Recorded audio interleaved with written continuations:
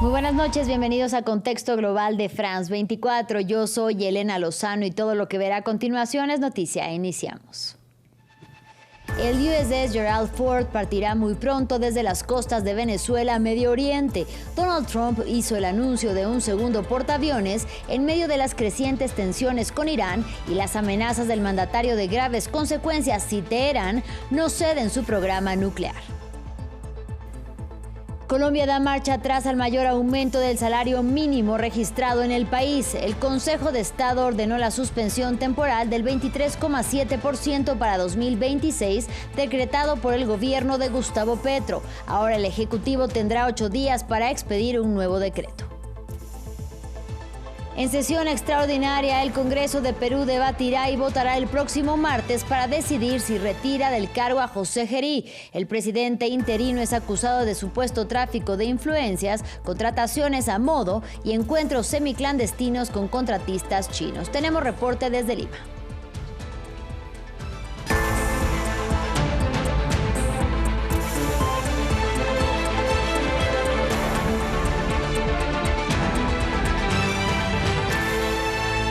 Iniciamos con noticias de Estados Unidos. El presidente Donald Trump anunció que un segundo portaaviones partirá muy pronto a Medio Oriente. Se trata del USS Gerald Ford, que permanecía frente a las costas de Venezuela cuando Washington atacó territorio venezolano y capturó en enero a Nicolás Maduro, y que es el más avanzado de la Unión Americana. El anuncio se da en medio de las crecientes tensiones con Irán y las amenazas del mandatario republicano de graves consecuencias si Teherán no cede en su programa nuclear. Escuchemos.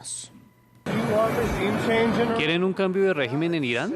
Bueno, parece que eso sería lo mejor que podría pasar. Durante 47 años han estado hablando y hablando. Mientras tanto, hemos perdido muchas vidas mientras ellos hablan. En Colombia, el Consejo de Estado suspendió provisionalmente el alza del 23,7% para el salario mínimo en 2026. El presidente Gustavo Petro rechazó la medida, si bien ha asegurado que acatará la decisión, al tiempo que ha hecho un llamado al pueblo trabajador a expresarse sobre este asunto. El Ejecutivo tendrá 8 días para expedir un decreto transitorio, mientras los tribunales deciden sobre el fondo de la medida que desató el rechazo del sector empresarial. Para analizarlo, hablamos con Luis Fernando Mejía, doctor en Economía y CEO de Lumen Economic Intelligence. Bienvenido y gracias por la comunicación. Hola, ¿qué tal? Buenas noches. Gracias por la invitación. Un saludo muy especial a todas las personas conectadas. En primer lugar, quisiera que conversáramos acerca de, según su análisis, ¿por qué la Corte toma esta decisión? Sí, el Consejo de Estado ha motivado esta suspensión del decreto del salario mínimo a raíz de la falta de fundamentación económica, técnica, del criterio utilizado para aumentar en 23% el salario mínimo, una cifra históricamente alta, con una inflación en Colombia del 5%. Estamos hablando de un aumento que puede estar en el orden del 18% en términos reales. El gobierno ha utilizado un concepto denominado el salario mínimo vital, que aplica de la Organización Internacional del Trabajo, pero que no hace parte del ordenamiento jurídico colombiano, y por eso se decreta esta medida de suspensión. Petro dice, el presidente Gustavo Petro, que el decreto se ajusta al mandato constitucional. ¿Podría darse entonces el caso de que, por ejemplo, ambas lecturas sean compatibles con la ley? Y por otra parte, ¿estaríamos hablando más de una cuestión técnica que de fondo? El argumento de los demandantes del decreto del salario mínimo tiene que ver con que hay una serie de criterios explícitos, específicos, que ordena la Constitución y la ley, incluyendo la evolución de la inflación, la productividad laboral, que no fueron tenidos en cuenta en este aumento del salario mínimo. Ahí es donde está la discusión de fondo. El gobierno, por supuesto, utilizará sus argumentos para decir que lo que está haciendo está en línea con lo que permite la Constitución y la ley. Tendrá 8 días para poner sobre la mesa un nuevo decreto. Nuestra expectativa es que el gobierno pondrá otra vez un aumento del 23%, y todo quedará entonces en manos del Consejo de Estado, que en las próximas semanas o meses tendrá que dar su visión definitiva. Para el gremio empresarial, hay que decirlo, que es el que se opuso principalmente a esta medida, la subida resultaba excesiva. ¿Qué datos se habían calculado de impacto según su conocimiento? Y quizá considera que el gobierno había planteado algún tipo de medida para poder mitigar este efecto.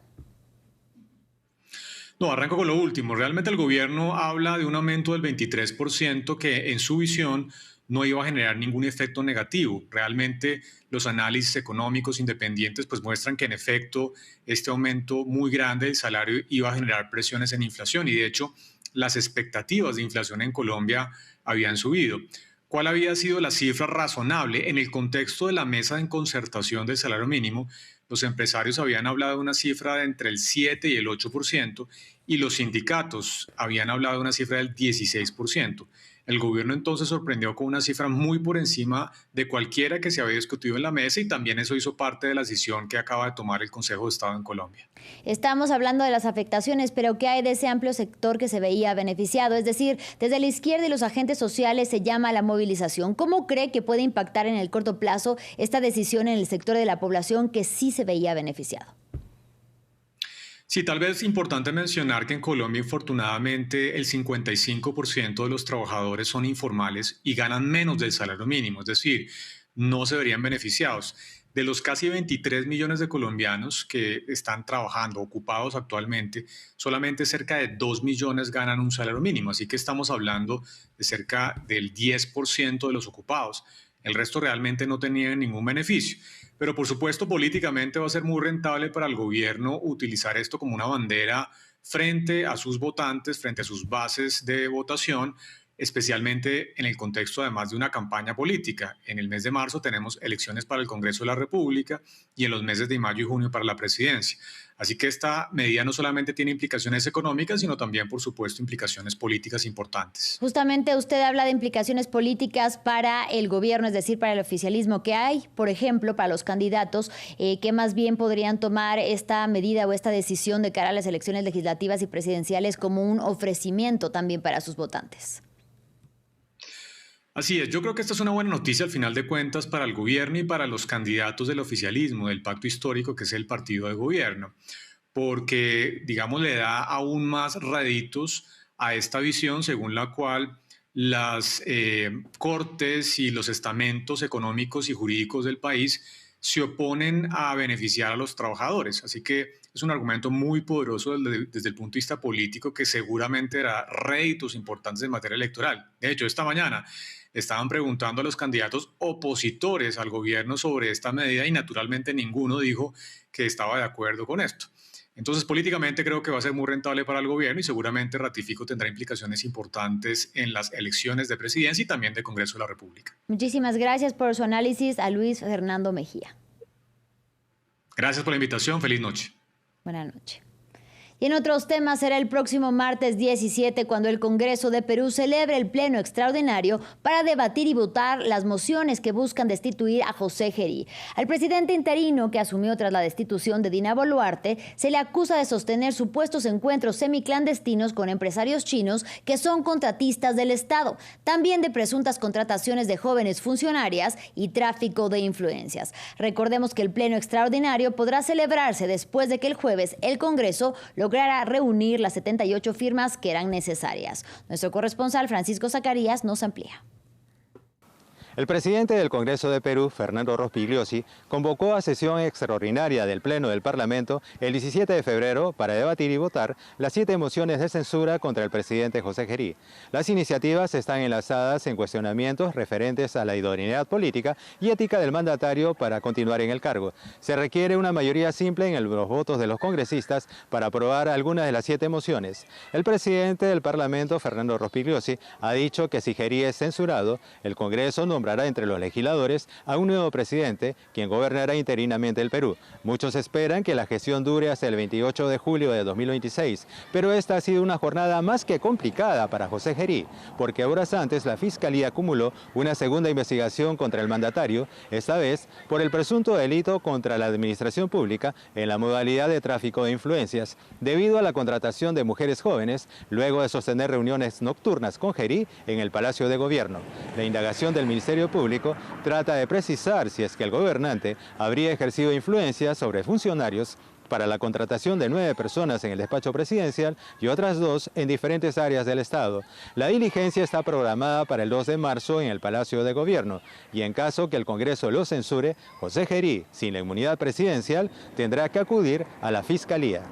Vamos con una noticia en desarrollo porque el ejército estadounidense afirmó en una publicación en redes sociales que habían atacado un barco en el Caribe causando la muerte de 3 tripulantes. De acuerdo con la información oficial, labores de inteligencia determinaron que la nave se desplazaba por rutas conocidas de narcotráfico en el Caribe y estaría vinculada a operaciones ilícitas de tráfico de drogas. Ampliaremos esta información en nuestros próximos informativos, pero se trataría de un nuevo ataque sin comprobar o sin pruebas de que eran narcotraficantes que transportaban drogas por este mar. Ahora vamos al viejo continente. La brecha que existe actualmente entre Estados Unidos y Europa y la paz en Ucrania fueron los temas centrales del primer día de la Conferencia de Seguridad de Múnich. Desde ahí, Emmanuel Macron, Keir Starmer y Friedrich Merz aseguraron que solo mejorando su defensa y su seguridad, los países europeos podrán rearmarse y configurarse como un actor geopolítico clave en el mundo. Más en el siguiente informe. Fortalecer el bloque europeo y reparar la brecha con Estados Unidos. La conferencia de seguridad de Múnich comenzó con dardos al otro lado del Atlántico. El canciller alemán dejó clara que la distancia entre ambos continentes se ha ampliado desde que Trump ocupa el despacho oval. Zwischen Europa und den Vereinigten Staaten von Amerika hat sich Se ha abierto un abismo profundo entre Europa y Estados Unidos. El vicepresidente Vance lo dijo con mucha franqueza aquí en Múnich el año pasado. Tenía razón, la guerra cultural del movimiento MAGA no es nuestra. Por su parte, Macron lanzó el anuncio de abrir un canal de comunicación del bloque europeo con Rusia. El presidente, que no tiene contacto con Putin desde hace más de 3 años, dejó claro que Europa debe estar presente en la mesa de negociación. Además, reivindicó el papel que el continente debería tener. Nos consideramos como una construcción política para conseguir la paz y cumplimos. Creamos un mercado único para proveer crecimiento y lo logramos. Ahora tenemos que reformarlo. En este ambiente geopolítico, Europa tiene que convertirse en un poder geopolítico.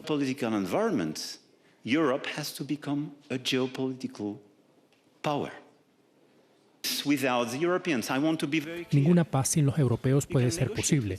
Sin ellos no habrá paz en la mesa. Por ello he decidido abrir un canal de comunicación directo con Rusia. La propuesta del mandatario francés se produce después de confirmarse que la tercera reunión entre ucranianos y rusos, bajo la mediación estadounidense, se producirá la semana que viene en Ginebra. Finalizamos en Brasil. Río de Janeiro entregó hoy las llaves de la ciudad al rey Momo, dando inicio a la fiesta multitudinaria y democrática de Brasil. El ayuntamiento calcula que 8 millones de personas participan desde que empezó el precarnaval el 17 de enero. Nuestra corresponsal Valeria Zacone nos cuenta sobre el inicio de esta fiesta.